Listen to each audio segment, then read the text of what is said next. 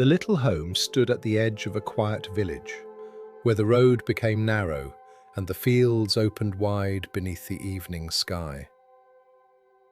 It was not a large house, and no one passing by would have called it grand, but there was a gentle peace about it that made people slow their steps when they came near. Its windows were small and clean.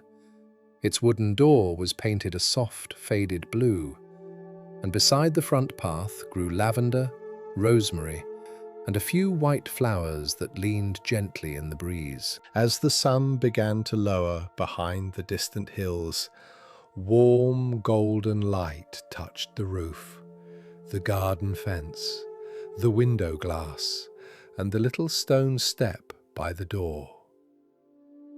Everything seemed quiet, as though the whole world had been invited to rest. Inside the house lived a humble woman named Clara. She was kind in a simple way, the kind of person who did not try to be noticed, yet left peace behind wherever she went.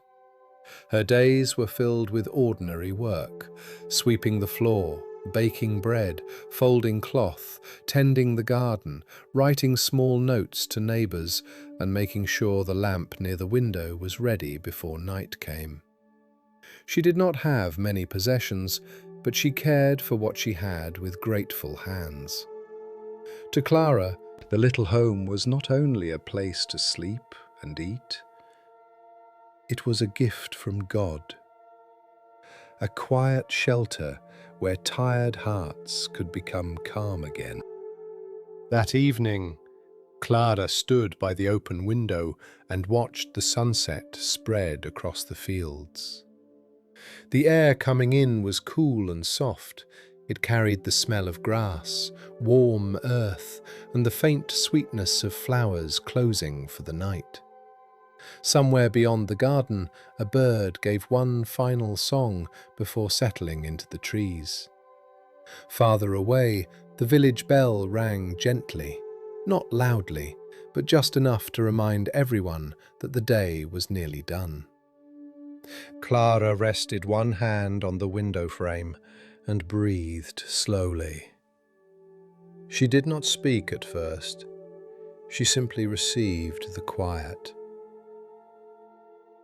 The room behind her glowed with the last light of day. A wooden table stood near the hearth, worn smooth from years of meals, prayers, letters, and small family gatherings. A loaf of bread, wrapped in a clean cloth, rested in the center of the table. Beside it was a small bowl of apples, a folded napkin, and a chipped cup that Clara still loved because it had belonged to her mother. On the wall hung a simple cross, and beneath it a small shelf held a Bible with softened pages. The room was modest, but it felt full. Not full of noise, not full of expensive things, but full of warmth, memory, and the steady kindness of God. Clara moved slowly through the room, letting her hands do the familiar work of evening. She closed the kitchen cupboard, straightened the cloth on the table, and placed a small candle near the window. She did not light it yet. There was still enough sunlight, and she liked to let the day fade at its own pace. She believed there was a gentle wisdom in not rushing from one thing to the next. Morning had its work, afternoon had its tasks, and evening had its quiet invitation. Come home. Breathe deeply. Remember what was good, and rest in the care of the Lord. Outside, the garden moved softly in the wind. The leaves of the rosemary brushed against one another. The lavender bent and rose again. The small white flowers near the path glowed in the golden light, simple and faithful in their place. Clara looked at them and smiled. They reminded her that peace did not always arrive in great ways. Sometimes peace came through a clean table, a soft breeze, bread cooling under cloth, and the knowledge that God had carried the day from morning into evening. She thought back over the hours that had passed. It had been an ordinary day, but it had held many quiet blessings. There had been warm water for washing, enough flour for bread, a kind greeting from a neighbour at the well, a patch of sunlight on the kitchen floor, and the moment in the garden when a butterfly had rested on the fence. None of these things would seem important to someone in a hurry, but Clara had learned that gratitude grows when a person slows down enough to notice. The Lord's goodness, she believed, often came wrapped in small things. As the sky deepened from gold to peach and then to soft lavender, Clara placed her hand over her heart and whispered, "Thank you, Lord, for this home. Thank you for this evening. Thank you for peace enough for tonight." The prayer was short, but it filled the room gently. It did not need many words. God knew the meaning beneath it. He knew the tiredness in her hands, the gratitude in her heart, the memories held in the walls, and the quiet hope she carried into each new day. The light outside grew softer. In the distance, thin smoke rose from a few village chimneys, curling upward into the evening air. Lamps began to appear in windows, one by one, like small stars close to the earth. Clara watched them for a moment and imagined each home settling into its own rhythm. Someone preparing supper, someone folding a blanket, someone rocking a child, someone sitting alone with tea and a prayer. The thought made her heart tender. Every house had its own story, and every heart had its own need, but God's care was wide enough for them all. At last, Clara lit the candle by the window. The flame rose small and steady, adding its golden light to the fading blue of evening. The little home seemed to become warmer at once. Shadows softened along the walls. The table looked ready for supper. The hearth waited quietly. The Bible rested beneath the cross, familiar and peaceful. Clara stood still in the center of the room and listened to the gentle silence. It was not empty. It was full of safety, full of grace, full of the calm assurance that this small home, with all its simple corners and humble comforts, was held in the peace of God. And as the sun slipped completely behind the hills, the little house at the edge of the village glowed softly in the evening, like a quiet lantern of welcome. A place where the day could end without fear, and where the heart could begin to rest. After the candle was lit by the window, Clara began the quiet work of evening. She did not move quickly, because nothing in the little home asked her to hurry. The sun had already gone behind the hills, and the last colour of the sky rested softly above the fields. The candle flame gave a small, steady light, and the room seemed to settle into it with gratitude. Shadows gathered gently in the corners, not dark or heavy, but calm, like soft folds in a blanket. Clara stood for a moment beside the table and let her eyes move slowly over the familiar room. The bread was still wrapped in its clean cloth.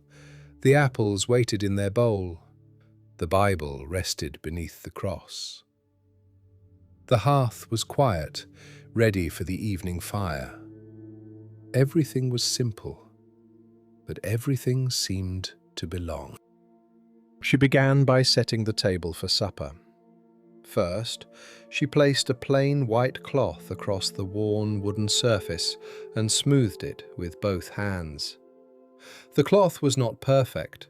One corner had been mended years ago, and there was a faint mark near the edge where berry juice had once spilled during a summer meal. But Clara loved it. To her, the mended corner and the faded stain were not flaws. They were little memories. They reminded her of meals shared, hands folded in prayer, children laughing long ago, neighbours stopping by, and quiet evenings when the house had held more voices than it did tonight. She placed one bowl at the table, then another, then a spoon beside each one. The soft sound of the spoon touching the table felt peaceful in the quiet room. Near the hearth, she knelt and arranged a few small pieces of wood. Her movements were careful and practiced. Soon, a gentle flame caught, and the fire began to glow. It did not roar or crackle loudly. It simply awakened, small and warm, giving enough heat to soften the coolness that had entered with the evening air. Clara held her hands near the fire for a moment and felt its warmth touch her palms.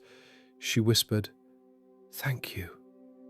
Not because the fire was grand, but because it was enough. Enough warmth for the room, enough light for the evening, enough comfort for one peaceful night. Then she moved to the small shelf beside the window where 3 clay pots stood in a neat row. In one grew basil, in another thyme, and in the last a small plant with tender green leaves that had struggled through the colder weeks and was now beginning to look strong again. Clara touched the soil with one finger and found it slightly dry. She took a little cup of water and poured carefully around the roots. The water disappeared into the dark soil, quiet and simple. She smiled at the plant as though it were a tiny guest in her home. "There," she whispered, "that will help you through the night." She liked caring for small, growing things. Plants did not speak, yet they taught her many lessons. They taught her patience because they grew slowly. They taught her attention because they needed light, water, and room. They taught her trust because much of their life happened hidden beneath the soil. And they taught her gratitude because even one green leaf could make a room feel more alive. Clara often thought that God's peace grew in a heart in the same quiet way, not forced, not rushed, watered by prayer, warmed by love, and strengthened through simple faithfulness day after day. After watering the plants, she turned toward the narrow bed in the next room. The quilt had been folded back from the morning, and a small pillow rested near the headboard. Clara crossed the room and smoothed the quilt slowly. The fabric was soft from years of use, stitched in gentle squares of cream, pale blue, and faded rose. Her mother had helped her make it when Clara was young, and though many years had passed, the quilt still carried a feeling of being cared for. She tucked one edge neatly beneath the mattress, then paused and rested her hand on it.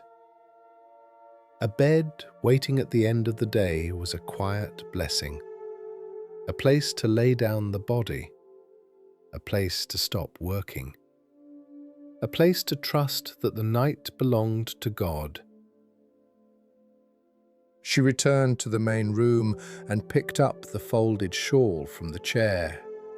It had slipped to the floor earlier, and she shook it out gently before hanging it near the door. Then she gathered a few pieces of cloth from a small basket and folded them one by one. There was no hurry in the folding. Each cloth was lifted, straightened, smoothed, and placed carefully in a stack. Clara had done this work so many times that her hands seemed to know the rhythm without being told. Fold, smooth, place. Fold, smooth, place. The work calmed her. It gave her thoughts somewhere quiet to rest. As she folded with, she remembered the neighbour she had seen at the well that morning. Mrs. Vedhale had looked tired, though she had smiled kindly. Her hands had been red from washing, and her basket had seemed heavier than usual. Clara had asked if she needed help, but Mrs. Vedhale had only said, "Perhaps another day." Now, as Clara folded the cloth, she wondered if tomorrow might be that day. Perhaps she could carry a loaf of bread over in the morning. Perhaps she could ask again, gently, without pressing cuss. Sometimes kindness, Clara knew, had to be offered softly, like setting a lamp in a window rather than pushing a door open. A willing heart could serve, but it also needed patience. The fire warmed the room more fully now. The candle by the window burned with a calm, golden flame. Outside, the village had become quiet. The road beyond Clara's gate was empty except for the occasional movement of leaves in the wind. A few lamps glowed in distant windows, softened by the deepening blue of night. Clara liked knowing that other homes were settling too. Other tables were being set, other blankets were being folded, other prayers were being whispered. The thought made the evening feel shared, even in solitude. She was alone in the room, but not lonely. God was near, and the quiet life of the village seemed to breathe gently around her. She moved to the cupboard and took out a small pot for soup. Earlier in the day, she had prepared vegetables from the garden, carrots, onions, and a few potatoes, cut into humble pieces and set aside beneath a cloth. She placed them into the pot with water, herbs, and a pinch of salt. The soup did not need to be rich to be comforting. Soon it began to warm over the fire, and a light steam rose into the air. The scent of thyme, onion, and earth filled the room, blending with the smell of bread and wood smoke. Clara stirred slowly. The wooden spoon moved through the pot in quiet circles, and she watched the steam curl upward like a gentle prayer. While the soup simmered, she took the loaf of bread from its cloth and checked it with a pleased smile. The crust was firm and golden, the kind that made a soft sound beneath the knife. She cut several slices and placed them on a small plate. She did not need many. 1 or 2 would be enough for supper, and the rest would be saved for morning or shared with someone who needed it. Clara had learned over the years that enough did not always mean abundance stacked high on a shelf. Sometimes enough meant a warm bowl, a slice of bread, a safe room, and peace in the heart. Enough meant receiving the day's provision with open hands. She carried the bread to the table and placed it beside the bowls. Then she poured water into a cup and set it near her place. The meal was nearly ready. But before sitting down, Clara looked around the room once more and noticed the small things still waiting to be done. The basket near the door needed to be moved. The lamp wick needed trimming for later. A little dust rested along the windowsill. There was a note on the shelf that she had meant to finish for a neighbour who had been unwell. None of these tasks felt heavy. They were simply the little pieces of home, asking gently for attention. She took the note first. Sitting by the window, she dipped her pen and wrote slowly, choosing her words with care. Dear Mrs. Hale, I thought of you today and prayed that the Lord would give you strength and peace. I have bread enough tomorrow and would be glad to bring some by if it would be helpful. May your evening be restful. She let the ink dry, then folded the note and placed it near the door where she would see it in the morning. It was a small message, but small messages could carry warmth farther than a person expected. Then Clara trimmed the lamp wick and swept the small line of dust from the windowsill. She lifted the basket and set it beside the cupboard. She checked the latch on the door, not from fear, but from the gentle habit of preparing the house for night.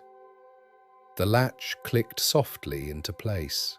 She stood there for a moment, with her hand still resting on the door. Outside, the path to the garden was dim now, and the white flowers had closed their petals. The world beyond the house was becoming quieter, slower, and more still. Clara felt her own heart answering that stillness, and she returned to the fire and stirred the soup once more. It was ready now, warm and simple. She ladled it into a bowl, then set the pot aside. Before eating, she lowered herself into the chair and folded her hands. Her prayer was soft, almost a whisper. Lord, thank you for the work of this day and for the rest of this evening. Thank you for this table, this fire, this bread, and this quiet home. Bless those who are tired tonight. Help me to be kind with what you have given me. Amen. The room remained peaceful after the prayer, as though the words had settled gently among the candlelight and shadows. Clara took a slow bite of soup. It warmed her from the inside, simple and nourishing. She dipped a piece of bread into the bowl and ate with gratitude. There was no music except the small sounds of evening, the fire shifting, the spoon touching the bowl, the wind brushing the window, the soft ticking of the clock on the shelf. It was enough, more than enough. As she ate, Clara thought again of the little home and all the quiet work that filled it. Some people might call such work unimportant. Setting a table, folding cloth, watering plants, stirring soup, writing a note, smoothing a quilt. These were not things that made noise in the world. But Clara believed God saw them. He saw hands that prepared a room for peace. He saw a heart that wanted to serve gently. He saw the small acts that turned a house into a place of shelter. And because he saw them, they mattered. When supper was finished, Clara rose and washed the bowl and spoon in a basin of warm water. She wiped the table clean, covered the remaining bread, and placed the leftover soup in a cool corner for tomorrow. The work after supper was as quiet as the work before it. Rinse, Dry, fold, place. The rhythm carried her deeper into calm. She could feel the day leaving her shoulders. She could feel the evening drawing her toward rest. At last, there was nothing more that needed to be done immediately. The table was clean. The fire was low. The candle burned steadily. The bed was ready. The plants had been watered. The note waited near the door. Clara sat in the chair by the window and folded her hands in her lap. Outside, the first stars had appeared clearly above the fields. The little home was still, but it was not empty.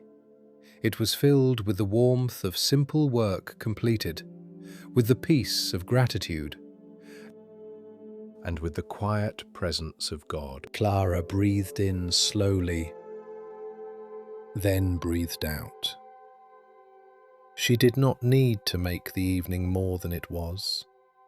It was already a gift, a quiet room, a warm fire, a humble meal, a few small tasks done with love, a heart held gently by the Lord.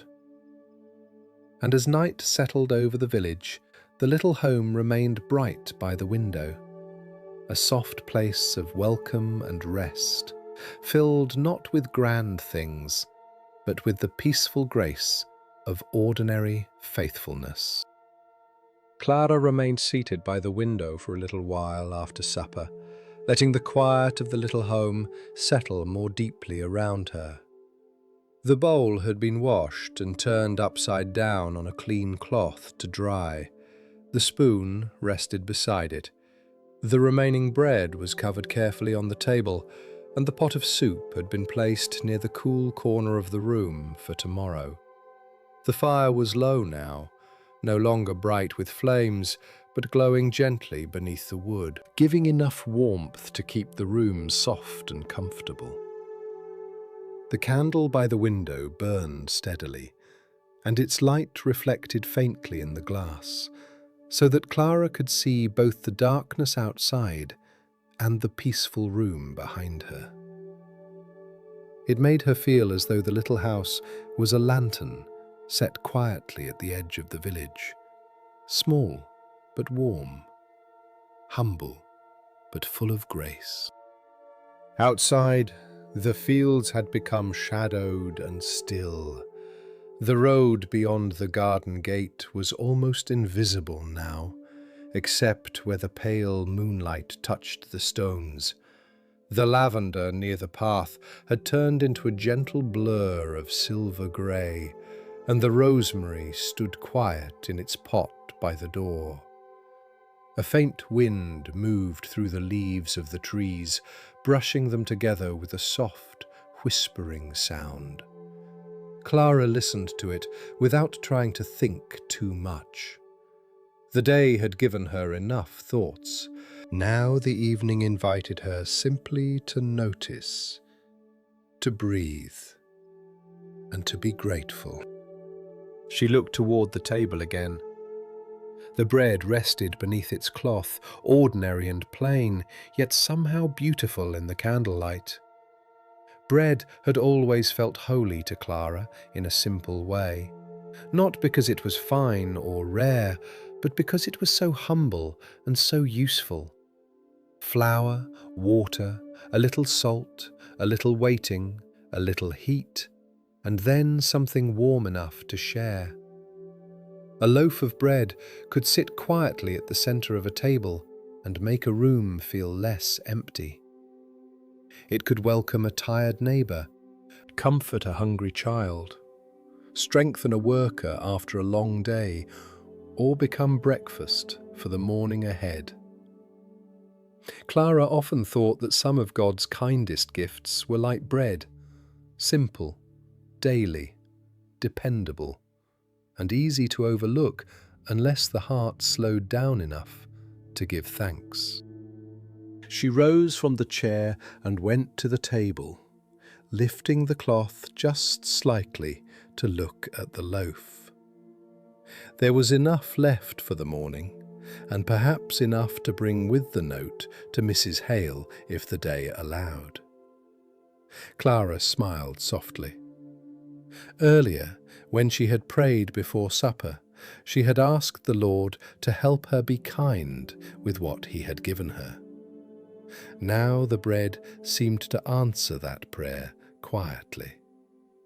It was not a great abundance, it was not a basket overflowing, but it was enough to keep and enough to share.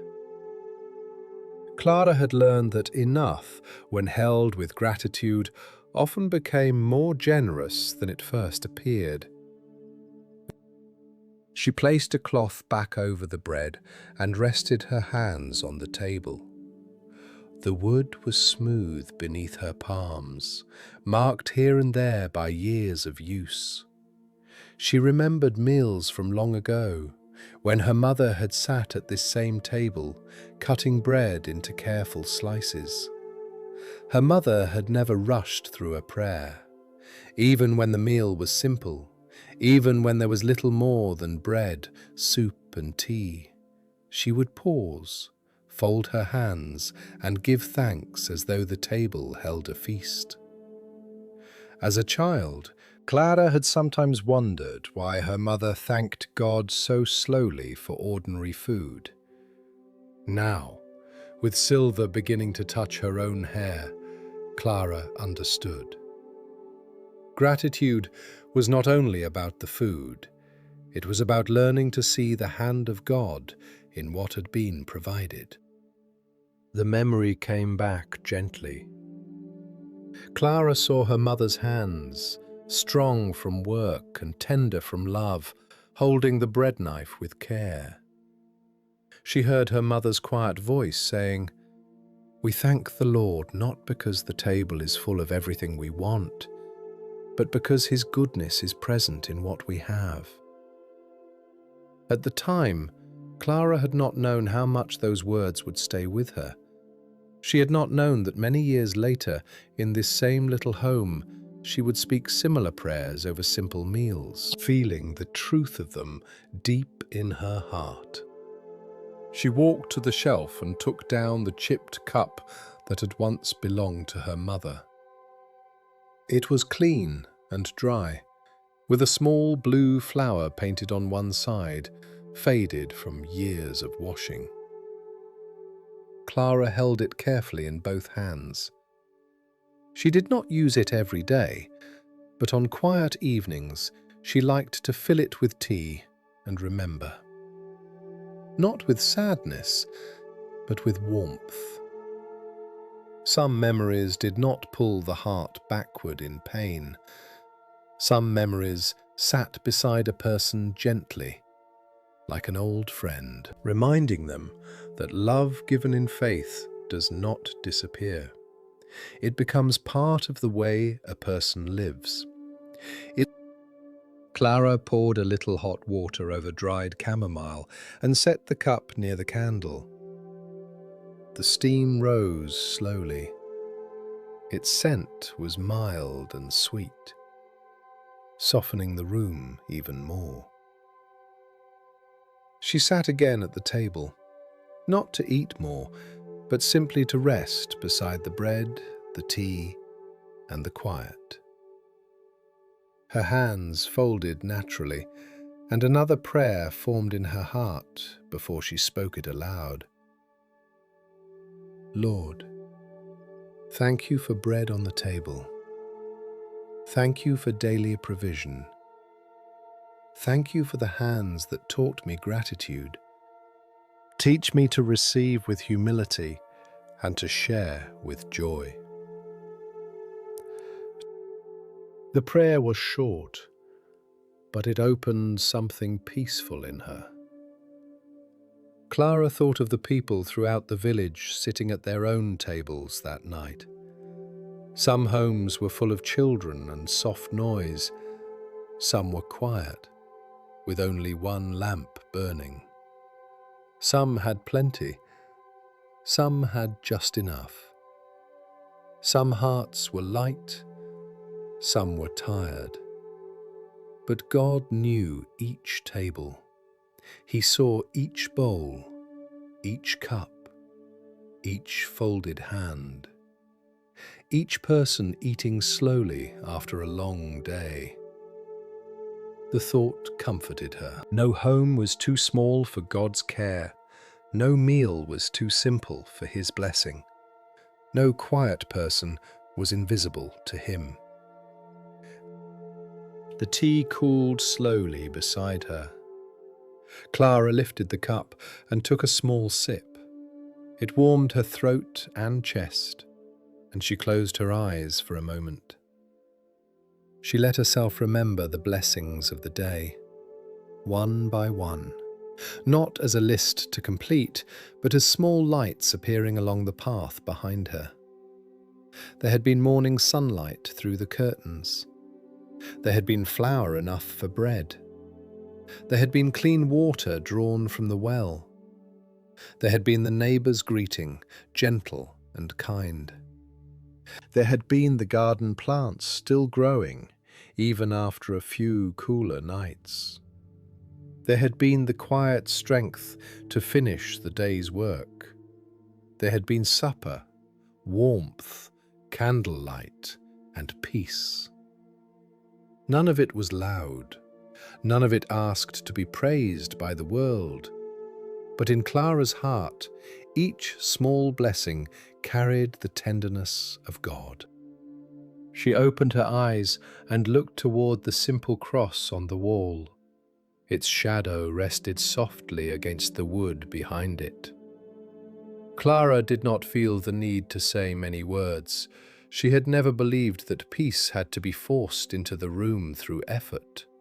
Often, peace was received when the heart stopped fighting the quiet. She breathed in slowly. Then she breathed out. The little home seemed to breathe with her. A soft knock came at the door. Clara lifted her head, not startled, only gently curious. The knock was careful, almost hesitant. She rose and crossed the room, carrying the candle just close enough to light the entry. When she opened the door, she found a young boy from the village standing on the stone step. His name was Elias, and he lived 2 houses down with his mother and younger sister. He held his cap in both hands, and his cheeks were pink from the cool evening air. "Good evening, Miss Clara," he said softly.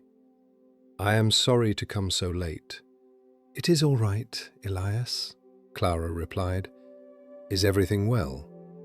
He nodded quickly, then glanced down at his cap. "Mamma wondered if you might have a little extra bread. My sister fell asleep before supper, and when she woke, she was hungry. We had some soup left, but no bread until morning. Mamma said not to trouble you if you were resting." Clara's face softened. She thought of the loaf on the table, the very bread she had just thanked God for, the bread that was enough for morning and enough to share. "You are not troubling me," she said gently. "Wait here, dear one. I have some." She returned to the table and lifted the cloth. The loaf looked warm in the candlelight, though it had cooled by now. She cut several slices, then paused and added one more.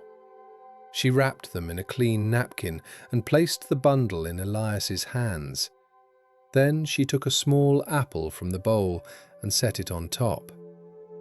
"For your sister," she said. Elias looked down at the bundle with relief. "Thank you," he whispered. "Mamma will be grateful." "Tell her there is no need to worry," Clara said.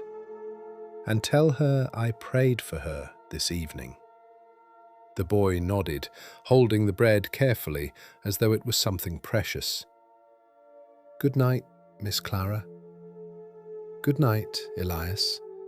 Walk safely." She watched him hurry down the path, his small figure moving through the silver-blue darkness toward the glow of his own home.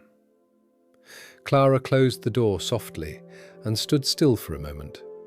Her table now held less bread than before, but her heart felt fuller. It was a quiet fullness, the kind that came when a gift had passed through her hands and gone where it was needed. She returned to the table and looked at the remaining loaf. There was still enough for her breakfast, and even if there had been less, she thought, God would provide in His time.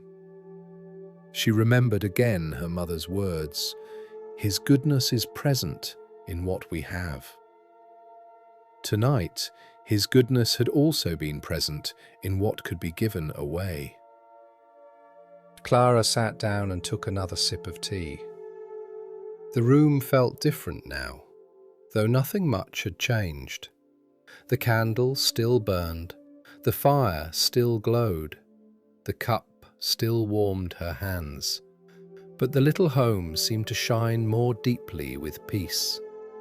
Not because it had gained anything, but because love had moved through it.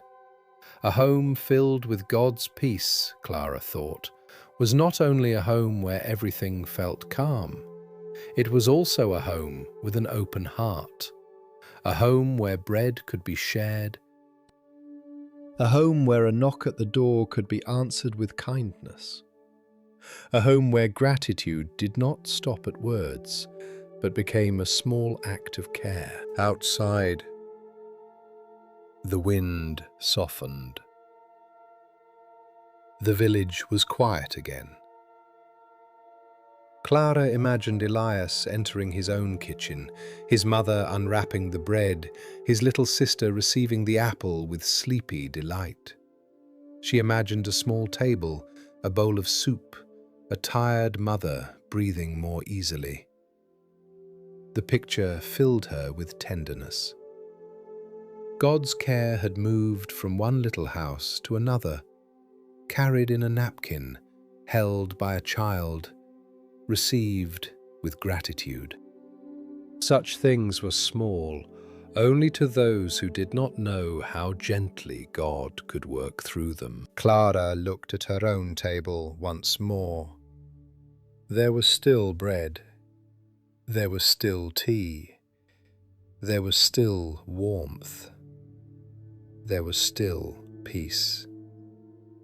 She bowed her head and whispered, "Thank you, Lord, for letting this home be useful tonight."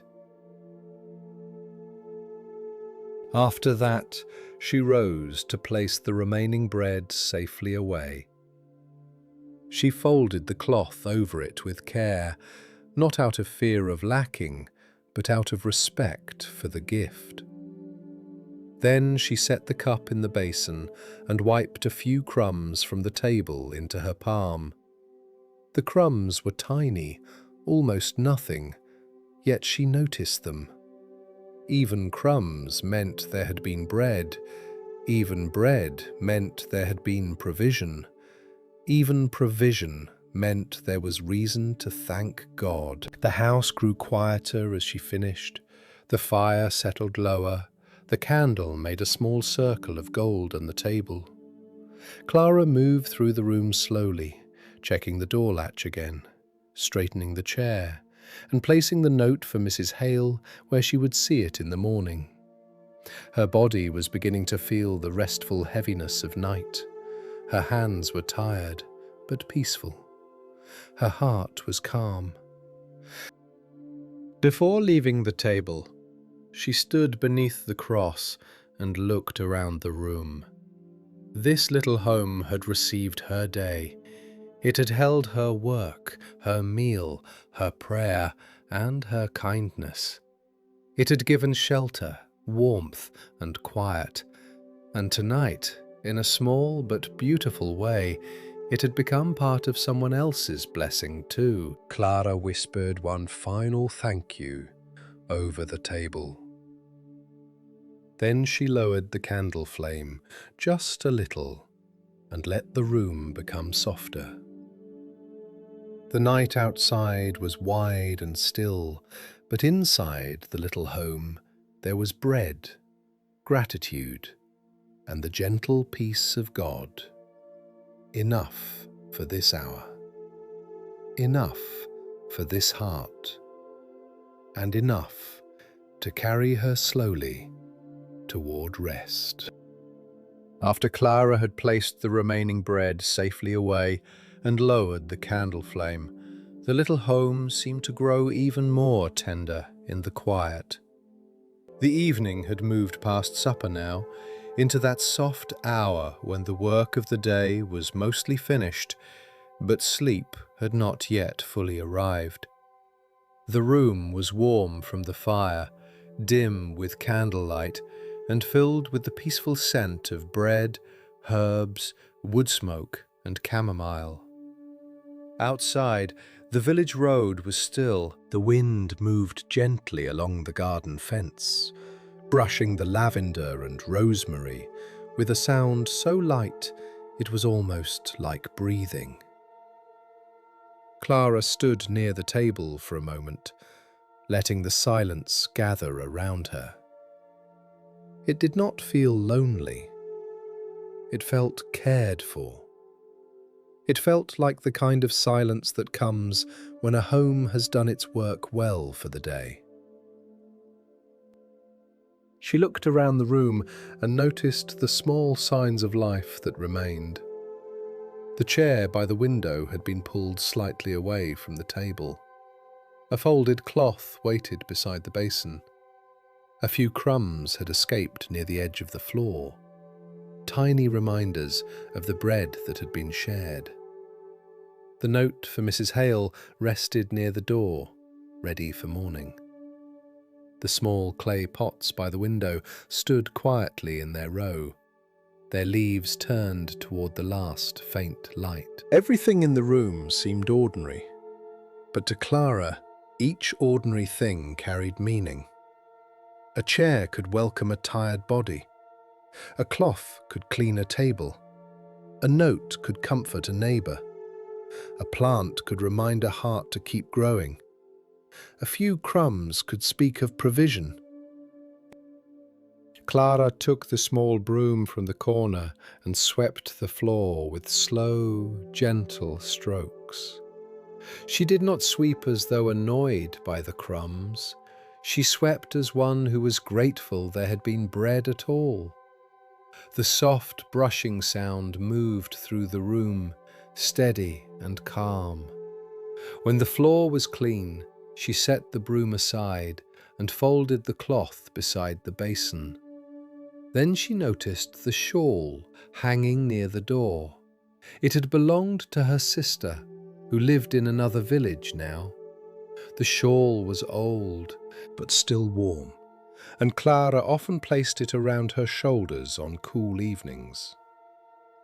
Tonight, instead of wearing it herself, she carried it to the chair by the hearth and laid it over the back. She thought that if Mrs. Hale came by in the morning, tired from her own household work, she might sit there for tea, and the shawl would be waiting. This was one of Clara's quiet habits.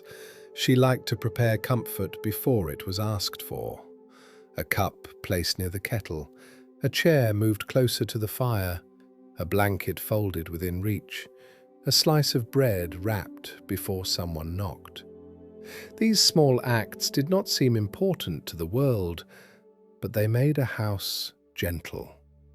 They made people feel seen without needing to explain their tiredness. Clara believed that kindness often began before words. It began in noticing.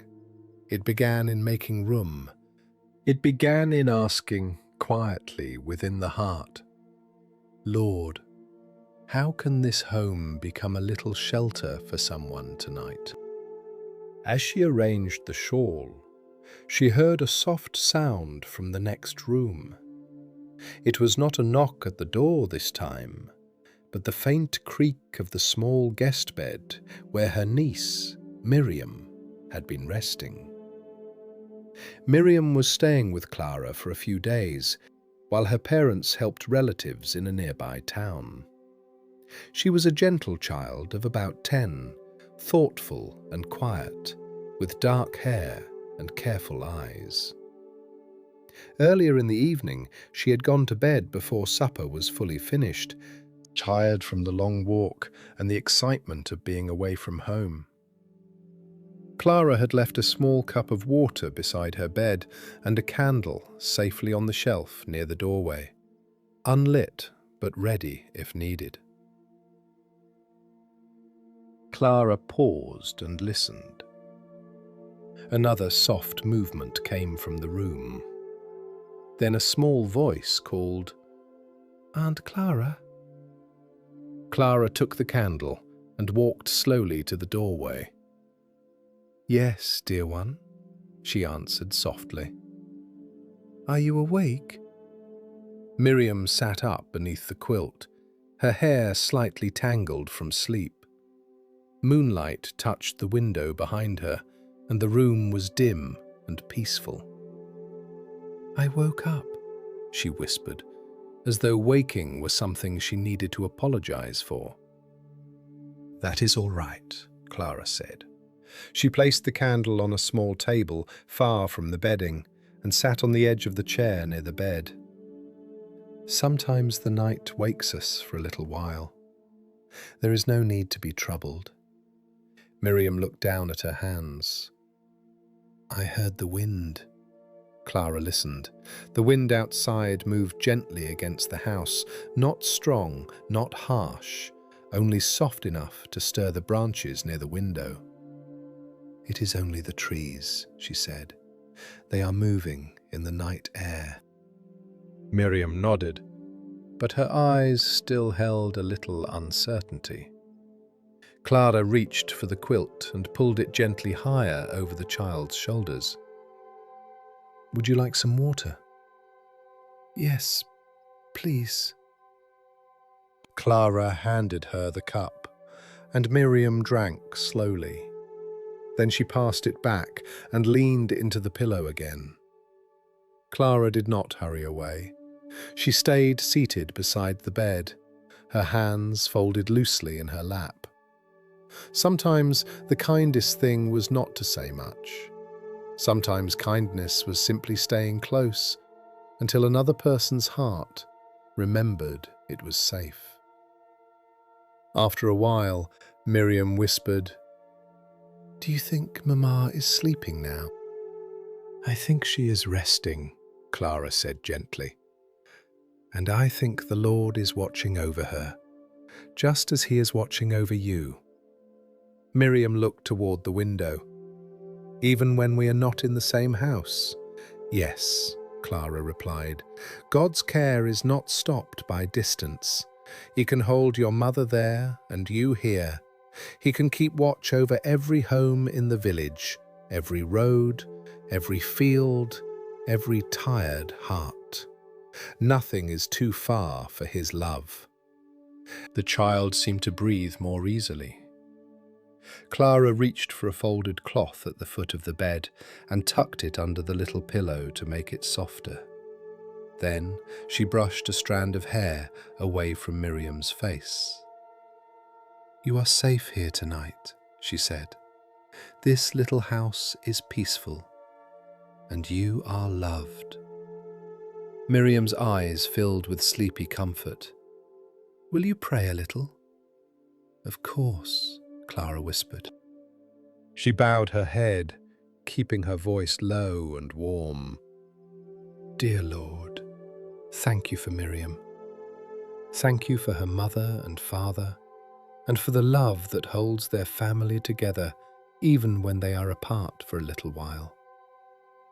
Please give her peaceful sleep tonight. Let the wind sound gentle to her ears. Let this room feel safe. Let her heart rest in your care. Amen." "Amen," Miriam whispered. Clara stayed a moment longer, watching the child's eyes grow heavy.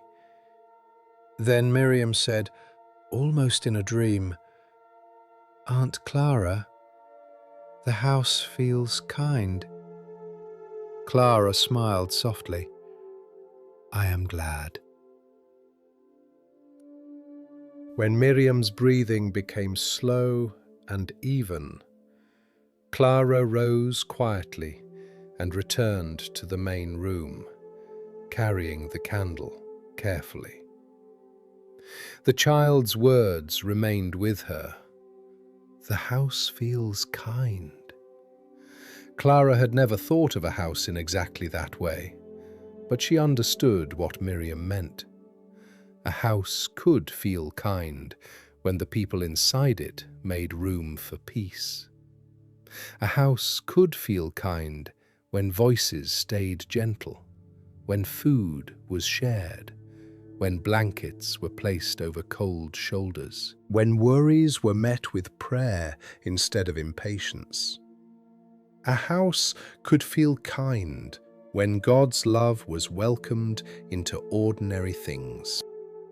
Back in the sitting room, Clara placed the candle on the table and stood beneath the small cross on the wall. She thought of all the acts of kindness that had filled the evening, each one quiet enough to be missed if someone were moving too fast. Bread given to Elias, a note written for Mrs. Hale, a shawl placed ready by the fire, a cup of water held for a child, a prayer whispered beside a bed. None of these things were large.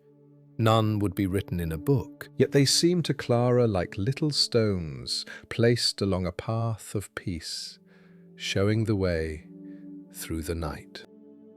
She sat in the chair by the hearth and picked up a small piece of mending from the basket. It was a torn pocket from one of Miriam's dresses, noticed earlier when the child had hung it near the bed. Clara had meant to mend it tomorrow, but the evening still held a little time, and her hands were calm. She threaded the needle by candlelight and began to sew. The work was delicate and slow. In and out went the needle. The thread pulled softly through the cloth. The fire gave a faint red glow. The candle flame leaned and steadied. The house was quiet again. As she mended, Clara thought about how kindness often worked like a stitch. One stitch alone seemed small, almost nothing. But many small stitches could close a tear, strengthen a pocket, hold a seam together, and make something useful again. Perhaps peace in a home was made that way too, not by one great act, but by many little ones, repeated with love. A gentle answer here, a patient pause there, a shared meal, a forgiven mistake, a prayer before sleep, a door opened, a light left burning. A small comfort prepared before anyone asked. The pocket slowly became whole again beneath her hands. Clara tied the thread carefully and smoothed the fabric. She folded a dress and placed it over the back of a chair to return to Miriam in the morning. The child might not notice the mend at first. She might simply put on the dress and find the pocket strong enough to hold a ribbon, a flower, or a small stone from the garden. That was enough. Clara did not need every kindness to be noticed. The Lord saw, and sometimes the best kindness disappeared into another person's comfort. She set the needle aside and leaned back in the chair. Her body was tired now, but gently tired. The kind of tiredness that comes after a day received with gratitude and given away in small portions of love. She looked toward the door and thought of Elias walking home with the bread. She thought of Mrs. Hale, perhaps sleeping now, without knowing a note waited for her in the morning. She thought of Miriam resting in the next room, the wind no longer troubling her. Clara's heart became warm and quiet. A little later, the wind softened. The house made a few settling sounds, old wood adjusting to the coolness of night. Clara rose and checked the fire, making sure it was safe and low. Then she took one more small blanket from the shelf and placed it at the foot of Miriam's bed, moving quietly so as not to wake her. When she returned, she noticed the candle was burning lower. Its light had become softer, more golden, as though it too was growing sleepy. Before putting away the mending basket, Clara found a small, folded paper inside. It was an old note, one she had almost forgotten, written by her mother many years before. The paper was worn at the edges, and the handwriting had faded slightly, but Clara knew the words well. They were simple. Make your home a place where peace can enter and kindness can stay. Clara held the note for a moment, her eyes tender. Her mother had lived by those words, not perfectly, perhaps, but faithfully. She had taught Clara that a peaceful home was not made by having everything easy. It was made by returning to love again and again. Clara folded the note and placed it back in the basket. Then she looked around the room one more time. The chair was ready by the fire. The shawl waited. The table was clean. The bread was covered. The note for morning was near the door. The guest room was quiet. The plants stood still by the window. The little home, humble and plain, seemed filled with unseen tenderness. She bowed her head and prayed softly. Lord, let this home hold kindness well. Let every person who enters feel a little more peaceful, a little more remembered, and a little more loved. Teach my hands to serve gently. Teach my words to be patient. Teach my heart to welcome your peace. When she lifted her head, the room felt deeply calm. Clara knew that kindness did not remove every trouble from life. It did not make every day easy or every heart instantly light. But it made room for grace. It softened the places where people were tired. It gave warmth to ordinary hours. It reminded the lonely that they were not forgotten.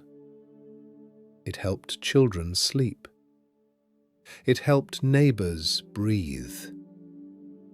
It made a little house feel like shelter. At last, Clara lowered the candle flame once more and sat quietly in the dimness. The night had settled fully outside, but inside the little home there was peace within the walls. Not a loud peace, not a perfect peace made by perfect people. A gentle peace, made of bread shared, water offered, fabric mended, prayers whispered, and love practiced in small ways.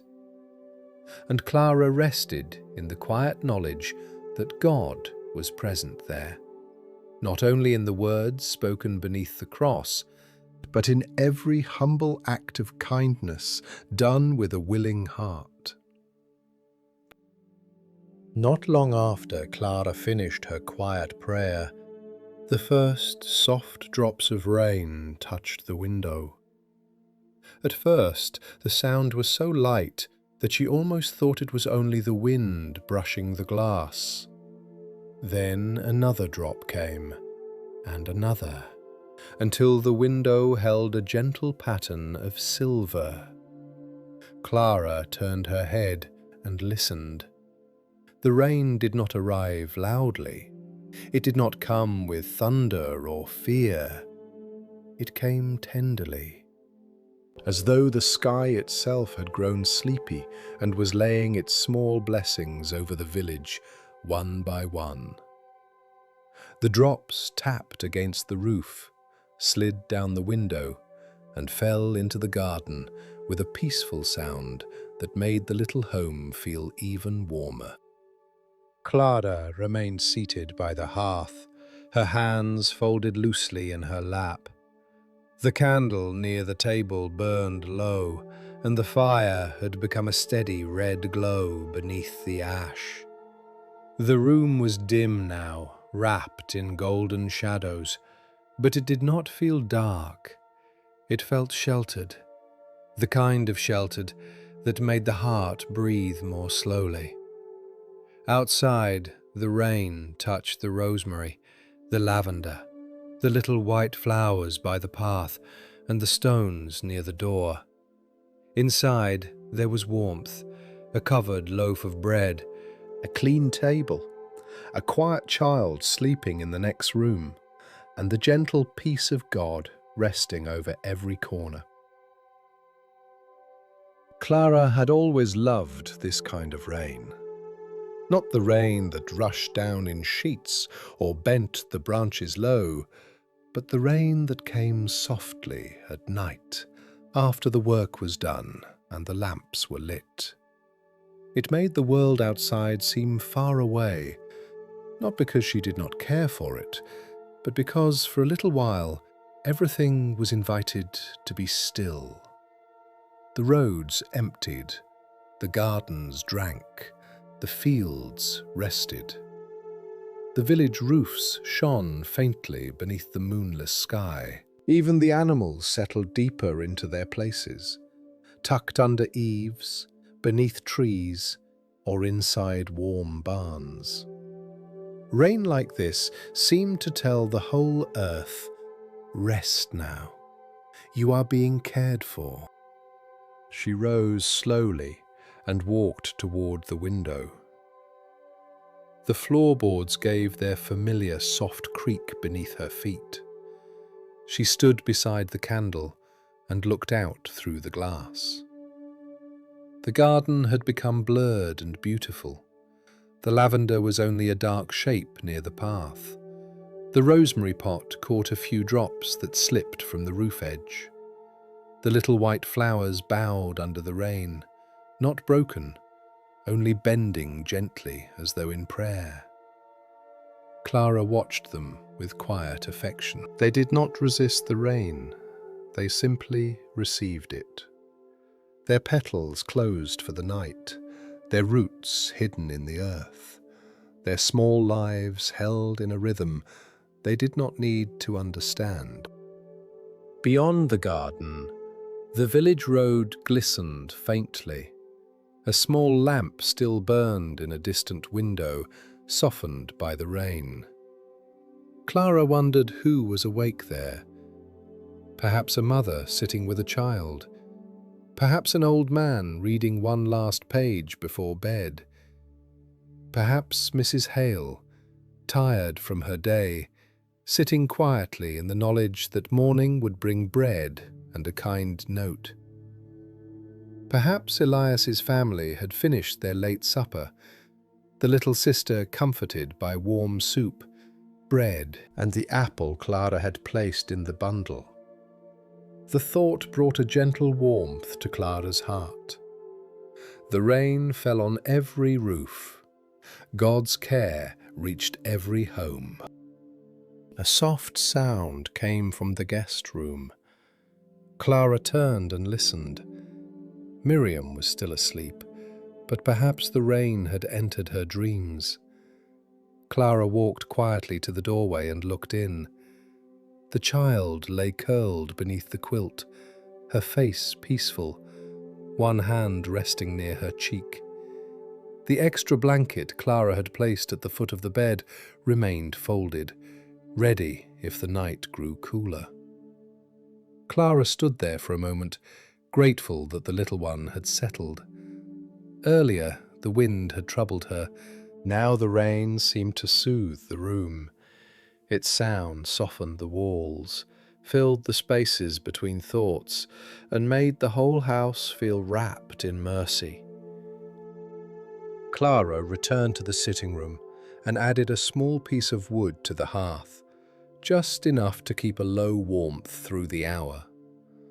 The wood caught slowly, giving a tiny crackle before the flame settled again.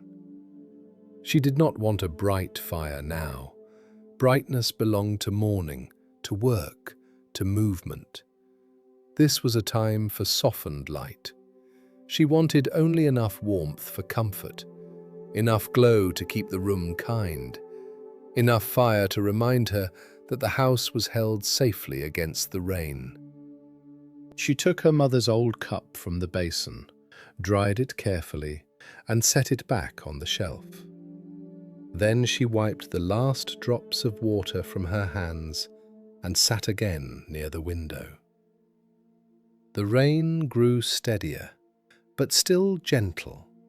It moved over the roof in a slow, even rhythm. Tap, whisper, slide, fall. Tap, whisper, slide, fall. Clara let the sound guide her breathing. In slowly, out slowly. Her shoulders lowered, her hands became still. The worries that sometimes hovered at the edge of night seemed less important now, not because every need had disappeared, but because she remembered she did not have to hold them alone. There were always things a heart could worry about, if it tried. Tomorrow's tasks, a neighbour's tired face, a child missing her parents, whether the bread would be enough, whether the weather would clear, whether a word spoken earlier had been too small, too much, or not enough. But Clara had learned that night was not meant for gathering worries like stones and placing them on the chest. Night was meant for laying things down. The Lord who watched over the fields in rain and the flowers in darkness was also able to watch over unfinished tasks, unanswered questions, and tender hearts. She whispered, "Lord, you know what tomorrow needs." The words were very quiet, but they brought peace. She did not add more. Sometimes a single sentence was enough prayer for a tired evening. Sometimes the heart needed only to remember that God already knew. The rain continued. Clara leaned back and let her eyes rest on the little room. The table was clean, though it still held the memory of supper. The covered bread sat near the center. The note for Mrs. Hale waited by the door. The shawl was folded over the chair, ready to welcome tired shoulders. The mended dress for Miriam lay neatly over another chair, its pocket made strong again by small stitches. The plants stood by the window, their leaves dark and still in the candlelight. The cross on the wall was simple and quiet. Nothing in the room was grand. Yet to Clara, everything seemed touched by grace. She thought about the phrase that had come to her earlier, peace within the walls. It did not mean that no sadness had ever entered the house. It did not mean no one had ever worried there, or cried there, or sat awake in the night with a heavy thought. Clara knew better than that. Peace was not the absence of every difficult feeling. Peace was the presence of God in the middle of ordinary life. Peace was the gentle truth that a home could hold both tiredness and comfort, both need and provision, both quiet tears and whispered prayers. Peace was not pretending the rain did not fall. It was knowing there was shelter while it did. A memory came to her then, soft and old. She remembered being a little girl during a rainy night many years ago. The same table had stood in the room, though then it had seemed much larger to her. Her mother had been sewing by lamplight, and Clara had been lying under a quilt, listening to rain on the roof. She had asked whether the roof would keep all the rain out. Her mother had smiled and said, "This roof will do its best, and the Lord will do what roofs cannot." As a child, Clara had not understood the full meaning. She had only felt safe. Now, she understood more. A roof could keep out rain, but only God could quiet the heart. A fire could warm the hands, but only God could give deep rest to the soul. A house could shelter the body, but His love sheltered the whole life. Clara smiled gently at the memory. Her mother had filled the home with peace, not by having perfect days, but by turning ordinary moments toward God. A leaking bucket became a reason to be patient. A rainy evening became a reason to make tea. A simple meal became a prayer. A frightened child became an opportunity for tenderness. Clara had not learned faith through long explanations.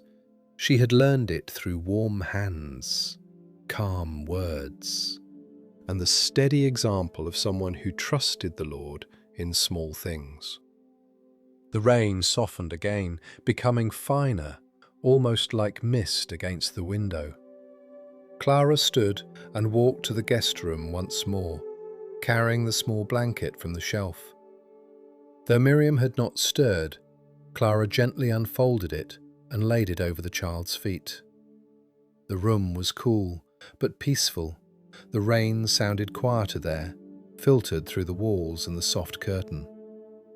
Clara touched the edge of the quilt and whispered, "Sleep in peace, dear one." Then she returned to the sitting room. For a while, she did not sit. She moved slowly through the house, not working now, only tending to the last small comforts of the night. She checked that the door was latched. She made sure the window was closed enough to keep the rain from entering, though open just a little at the top to let in the fresh scent of wet earth. She placed the mending basket on the shelf. She turned the bread cloth so the loaf was covered fully. She lowered the candle flame, then raised it slightly again, deciding that the room needed just a little more glow before bed. Each action was calm and familiar, like a quiet song her hands knew by memory. The scent of rain entered through the small opening near the window. It mingled with the warmth of wood smoke and the faint sweetness of chamomile. Clara breathed it in and thought of the garden drinking through the night. In the morning, the leaves would shine. The soil would be dark and soft. The herbs would stand refreshed. Perhaps the sky would clear, and perhaps it would remain grey. Either way, the rain had done its gentle work. So much of God's care happened while people slept, she thought. Seeds softened in the soil. Roots reached deeper. Fields were watered. Tired bodies healed. Hearts became lighter after rest. The world did not depend on human hands staying awake through the night. That, too, was mercy. She sat again beneath the cross and listened. The rain, the low fire, the ticking clock. Miriam's faint breathing from the next room. Each sound was small, but together they made a peaceful whole. Clara let her eyes close for a moment. She imagined the little home from outside, the blue door, the rain on the roof, the candle glowing in the window, the garden dark and wet, the road shining faintly. To a passer-by, it might look like any small house, but inside, it was filled with quiet care. It was filled with the peace that comes when love is practiced in little ways and God is welcomed into the simplest hours. Clara opened her eyes and reached for the Bible on the shelf. She did not read a long passage. She only held it for a moment, then opened to a familiar page where a verse about peace had been underlined long ago. Her eyes rested on the words.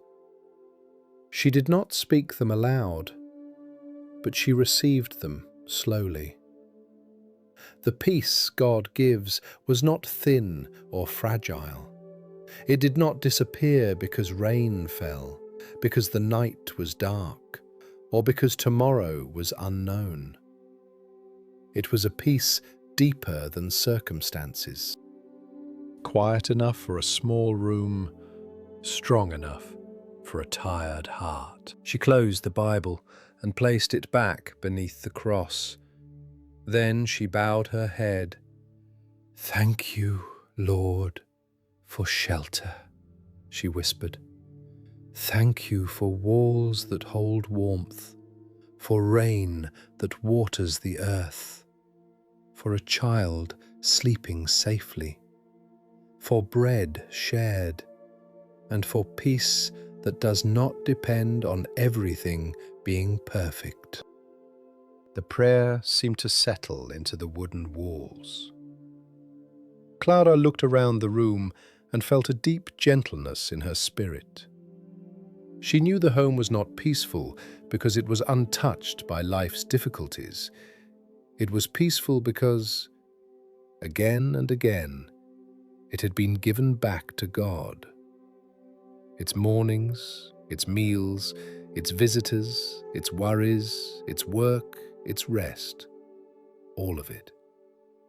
And each time Clara gave it back, the Lord seemed to fill it again with enough grace for the hour. The rain began to slow. Drops still slipped from the roof, falling into the garden below, but the steady tapping had softened to a quiet dripping. The air felt fresh and cool. Clara rose and carried the candle toward the window one last time. She looked out and saw that the clouds had thinned slightly, allowing a pale light to spread behind them. The garden glistened. The stones near the path shone. The little white flowers, though bowed, were still there, resting after the rain. Clara smiled. They would lift again in the morning. She turned back into the room. The little home was ready for night. The table was clean, the fire was safe, the child was asleep. The bread was covered, the note was waiting, the plants were watered. The rain had come and softened the earth. And within the walls, peace remained. Clara lowered the candle flame until the room became dim and warm. She stood still, breathing slowly, grateful for this small shelter and the loving God who made it feel safe. Outside, the village rested under the last whispers of rain.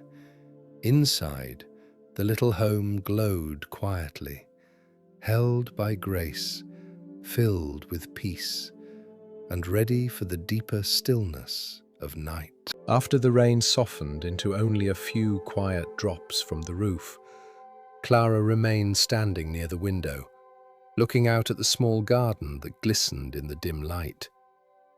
The world outside had become fresh and still. The stones along the path shone faintly. The rosemary leaves held tiny beads of water. and the lavender bent gently under the weight of the rain, as though resting after receiving a blessing. The clouds were beginning to thin, and somewhere behind them the moon gave a pale silver glow to the village road. Clara did not move for a while. She simply stood there with the candle in her hand, listening to the silence that follows a gentle rain. It was a silence that felt washed clean, a silence full of quiet mercy. The little home behind her seemed to breathe softly. The fire was low. The table was clean. The bread was covered. The note for Mrs. Hale waited near the door. Miriam slept peacefully in the guest room, no longer troubled by the wind. Clara turned from the window and looked around the room slowly, as though seeing it not only as it was tonight, but as it had been through many years. The same walls had held many mornings, many evenings, many prayers, many meals, many seasons of work and rest. The house was small, yet to Clara it felt filled with stories of God's care. She carried the candle to the table and set it down. Its flame made a soft circle of light over the wood, revealing the little marks and scratches that time had left behind. Clara touched one of them with her fingertips. It was a long, faint line near the table's edge, made years ago when her younger cousin had tried to help cut apples and had dragged the knife too far. Clara smiled at the memory. The child had been so frightened that she would be scolded, but Clara's mother had only taken the knife gently, kissed the child's forehead, and said, "Tables are made for living, dear one." Those words had stayed with Clara. Homes, like tables, were made for living. They were not meant to remain untouched and perfect. They were meant to hold bread, tears, laughter, mistakes, forgiveness, and grace. She sat down and rested her hands in her lap. The hour was late, but she did not feel hurried toward bed. Sometimes, before sleep, the heart needed a little time to remember. Not to return to the past with sadness, but to look back and notice the gentle faithfulness that had been there all along. Clara let her thoughts move slowly through the years, like someone walking softly through familiar rooms. She remembered the day she had first come to this home as a young woman. The blue door had been freshly painted then, brighter than it was now, and the garden had been little more than bare soil and a few hopeful plants. She remembered standing at the threshold with a basket in her arms, feeling both grateful and uncertain. The house had seemed so quiet, almost too quiet. She had wondered if she would know how to make it feel warm. Her mother had stood beside her and said, "Do not worry about filling it all at once. Begin with prayer, then add bread, kindness, and patience. The rest will come." Clara had not understood everything then, but she had begun, as her mother said. She prayed in the empty room. She baked bread the next morning. She planted lavender near the path. She opened the window to let in light. Little by little, the house became a home. She remembered the first winter there. The wind had been strong that year, and frost gathered thick on the windows in the early mornings. There were days when the fire needed careful tending, and the path to the well was hard beneath her feet. Yet even that winter had carried blessings. A neighbour had brought extra wood one evening without being asked. A church friend had left a jar of preserves by the door. Her mother had sent a folded quilt with a note that said, "For cold nights and peaceful dreams." Clara remembered wrapping herself in that quilt and realizing that God's care often arrived through the hands of people who listened to his gentle prompting. The house had been cold at times, but she had not been forgotten. She looked now toward the quilt folded near her bed, older and softer than it had been then. It had covered many nights. It had warmed guests, comforted children, and rested across Clara's knees during quiet evenings of reading and prayer. There were places where the stitching had been repaired, but Clara liked those places best. They showed that something loved had been cared for again and again. Perhaps, she thought, the Lord's care for a home was sometimes like mending. He did not throw away what was warm. He strengthened it. He held it together. He made it useful for another season. Her eyes moved to the small shelf beneath the cross, where the Bible rested with its softened pages. Clara remembered how many times that Bible had been opened on this table. Some mornings she had read with a bright and thankful heart. Other mornings she had read with tired eyes, barely able to gather her thoughts. Some evenings she had opened it after a long day, simply to rest her hand on the page and remember that God was near. The words had met her in many seasons. They had been a lamp in confusion, a blanket in grief, a cup of water in weariness, and a quiet song in peace. The Bible's cover was worn now, but its comfort had never grown old. She remembered neighbours who had passed through the little home. Mrs. Hale had sat by the fire many times, sometimes talking, sometimes too tired for many words. Elias had once come as a very small child, with scraped knees and tears on his face, and Clara had cleaned the little scratches, given him water, and sent him home with a piece of bread in his hand. An elderly man from the village had rested in the chair by the window during a summer afternoon when the heat had overcome him on the road. A young mother had once sat at the table and cried quietly into a folded cloth, not because anything terrible had happened, but because she was tired and needed someone to be gentle. Clara had not always known what to say in such moments. Often, she had simply made tea, but she had learned that tea, silence, and a listening heart could become a prayer. The house had held joy too. It had held spring mornings when the garden burst into green and the windows were opened wide. It had held the sound of children laughing as they chased one another along the path.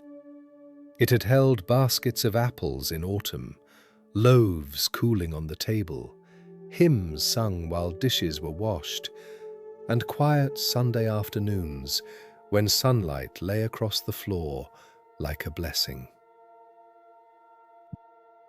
Clara remembered one particular morning when the village children had brought handfuls of wildflowers and filled every cup and jar they could find. The table had looked like a meadow. There had been petals everywhere, water spilled near the edge, and laughter bright enough to make the whole room feel young. That day, Clara had thanked God for disorder that came from joy. She smiled softly. Not every blessing had been neat.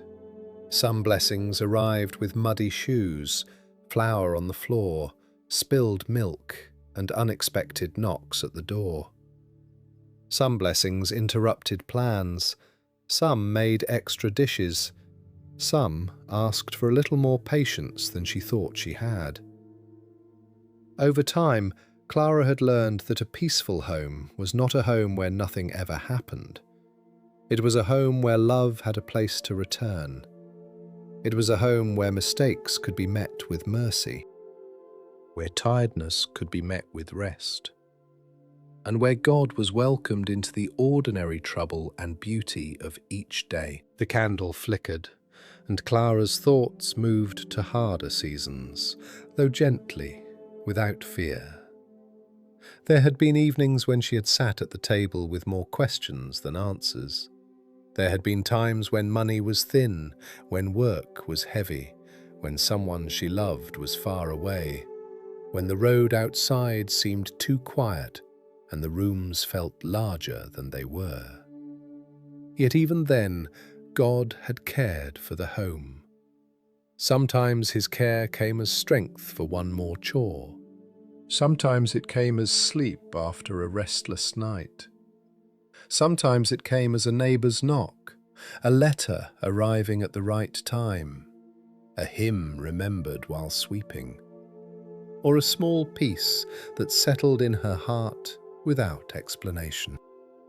Clara did not believe that God's peace meant every day was easy.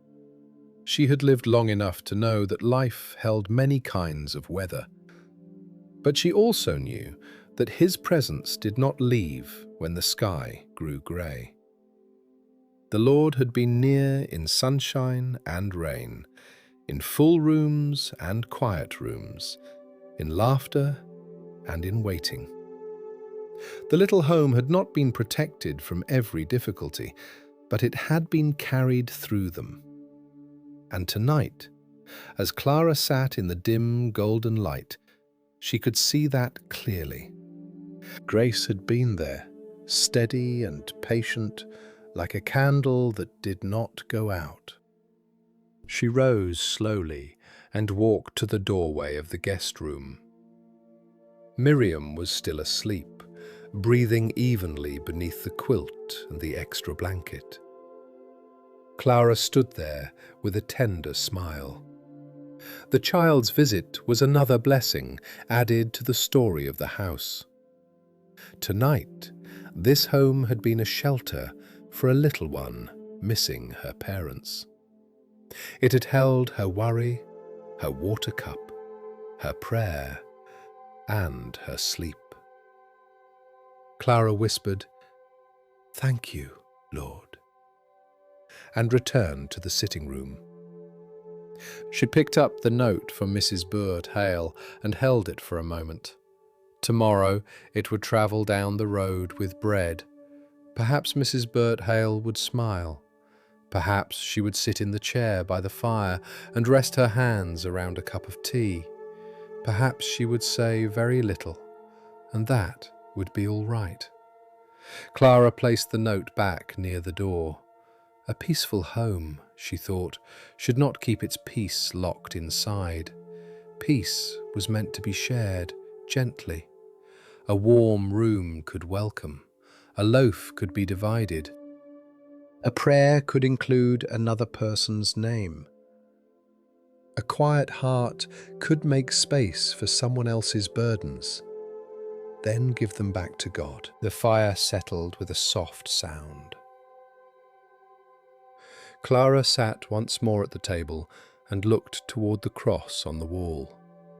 Its simple shape was touched by candlelight. She thought of all the prayers spoken beneath it: morning prayers, meal prayers, bedtime prayers, worried prayers, thankful prayers, prayers with many words and prayers with almost none. Some had been answered quickly. Some had unfolded slowly. Some had changed Clara's heart more than her circumstances. But none had been wasted. She believed that every prayer had become part of the unseen foundation of the home, like stones beneath a house, hidden but holding. "Lord," she whispered, "you have cared for this home in more ways than I can remember." The words opened a deeper gratitude in her. She began to name a few blessings softly, not because God needed reminding, but because her own heart found rest in remembering. For bread, for fire, for rain, for friends, for children's laughter, for quiet nights, for enough, for forgiveness, for work to do, for rest after work, for hands to help, for neighbors to love, for your peace in this place. She paused. The house was very still. The candle flame moved once and then steadied. "Thank you," she said again, more softly. For a few minutes, Clara simply sat with the gratitude.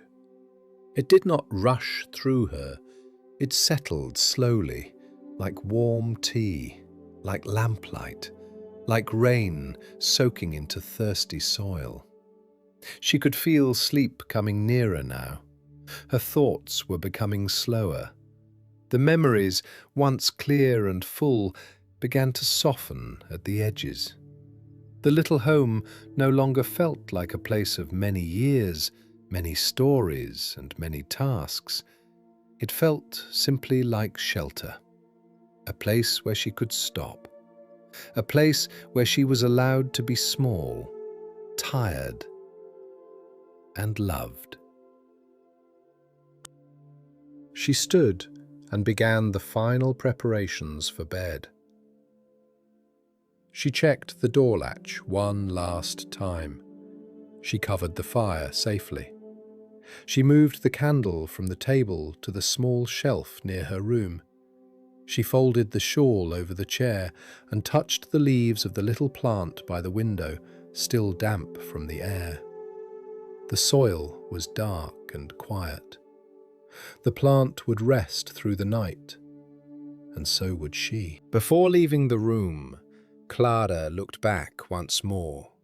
The table, the hearth, the cross, the bread, the window, the chair, the mending basket, the note by the door. Each one seemed peaceful in its place.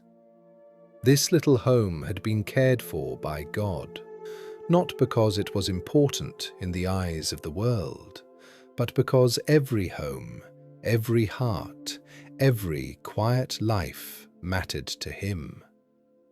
Clara believed that deeply. She had seen it in the long faithfulness of ordinary days.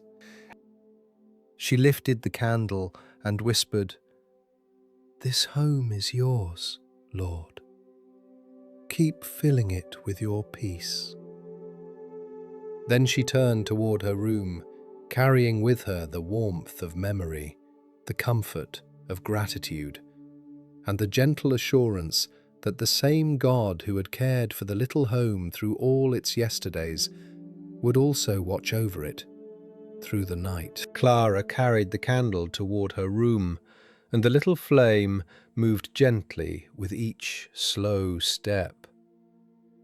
The house was almost completely quiet now, wrapped in the deeper stillness that comes after rain, after supper, after work, after remembering. The table stood clean beneath the small cross on the wall. The bread was covered for morning. The note for Mrs. Hale waited patiently near the door. In the guest room, Miriam slept beneath the quilt, safe and warm, her breathing soft in the night. Outside, the garden rested under a pale silver light, and every leaf seemed washed and peaceful. Clara paused in the doorway of her room and looked back once more at the sitting room, not because anything had been forgotten, but because gratitude made her want to notice it all one final time. The little home had held the whole day gently. It had received the morning light, the smell of bread, the sound of work, the soft knock of a child at the door, the quiet worry of Miriam in the night, the rain against the window, and the memories of many years. Now it was ready to sleep. Clara set the candle on the small table beside her bed. The room was simple, with a quilt folded neatly, a wooden chair near the wall, and a small window looking toward the garden. Moonlight rested on the floor in a soft, pale shape.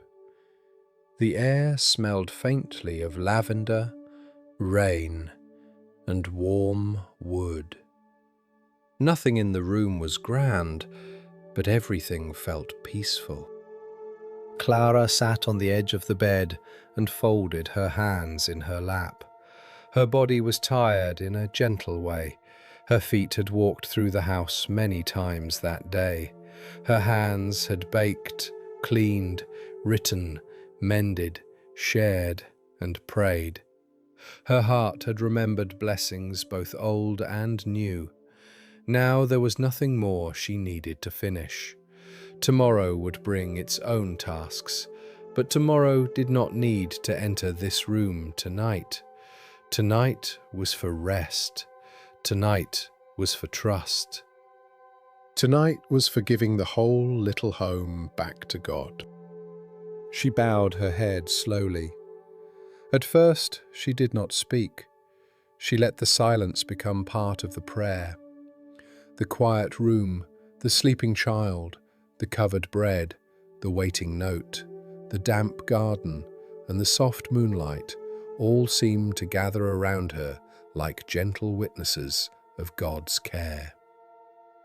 Then Clara whispered, "Lord, thank you for this day.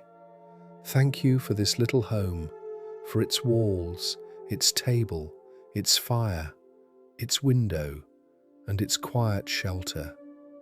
Thank you for every simple gift you placed here today." She paused, breathing slowly. Thank you for the bread on the table, for the soup that warmed me, for the candle that gave light, and for the rain that watered the garden. Thank you for Elias and his family, and for the small chance to share what you had already given. Thank you for Mrs. Halo, and please give her strength and peace when morning comes. Thank you for Miriam sleeping safely in the next room. Let her dreams be gentle, and let her know that she is loved. The candle flame moved softly, then steadied again. Lord, bless every room in this house tonight. Let this sitting room hold peace. Let this table remember gratitude. Let this hearth keep warmth without worry. Let the garden rest beneath your care. Let the flowers close safely. The roots drink quietly. And the morning come in its proper time. Clara's voice became even softer. Bless every home in the village. Be near to those who are tired. Comfort those who feel lonely. Give rest to those who have worked with patient hands. Bring peace to parents, children, neighbors, and friends. Let every heart that feels heavy tonight remember, in some quiet way, that your love is near. She rested one hand over her heart. And Lord, help me lay down what I cannot carry. I give you tomorrow's work. I give you tomorrow's questions. I give you the needs I understand and the needs I cannot see. Teach me to sleep without holding the whole world in my hands. Teach me to trust that you are awake even when I am resting. For a moment, Clara was silent again, The prayer had slowed her thoughts. The day no longer felt like something she needed to hold together. It felt like something she could release into loving hands. "Thank you for caring for this home through all its years," she whispered. "Thank you for every prayer spoken here, every meal shared here, every tear comforted here, every kindness given here, and every quiet night of sleep. Forgive what was impatient or unkind. Heal what is tired. Fill this home again with your peace." The words settled deeply in her heart. She felt no fear in them, no heaviness, no pressure to be perfect. Only the gentle comfort of being known and loved by God. "Amen," Clara whispered. She stayed seated for a little while after the prayer ended. The room felt softer now, as though the prayer had become a blanket laid over the night. She removed her shoes and placed them beside the chair. She folded her shawl neatly and laid it over the foot of the bed. Then she lowered the candle flame until only a small glow remained. Before lying down, she looked once more toward the window. The moon had come out from behind the thinning clouds, and its light rested over the wet garden. The stones on the path shone faintly.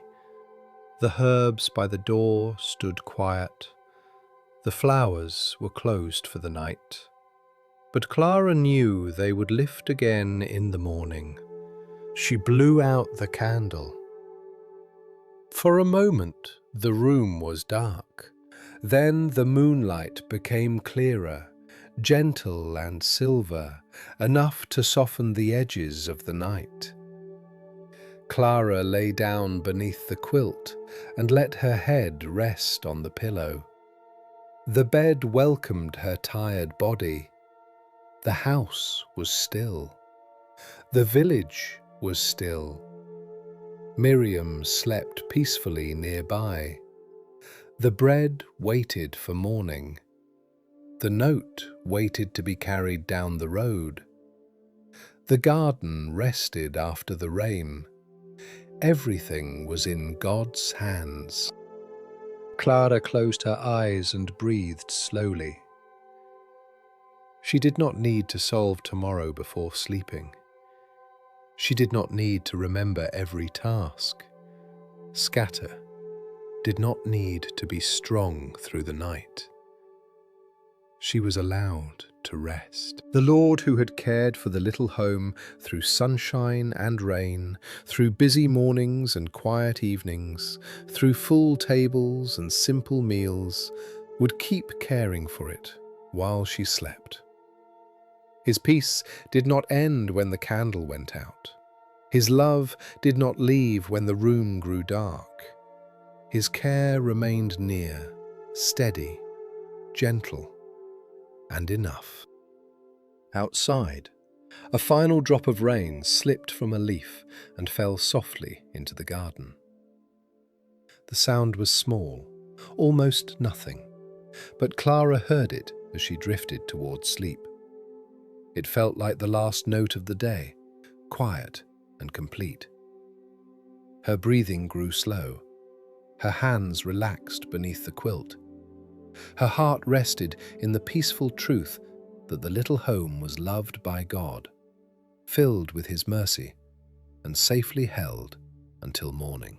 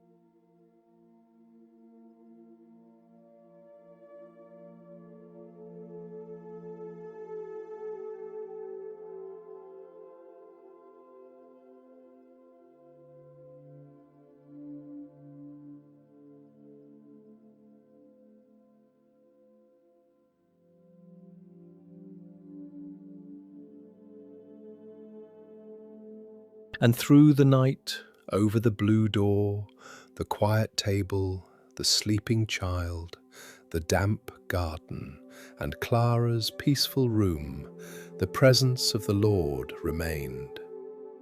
Gentle, faithful, near, enough for the home, enough for the heart, enough until morning.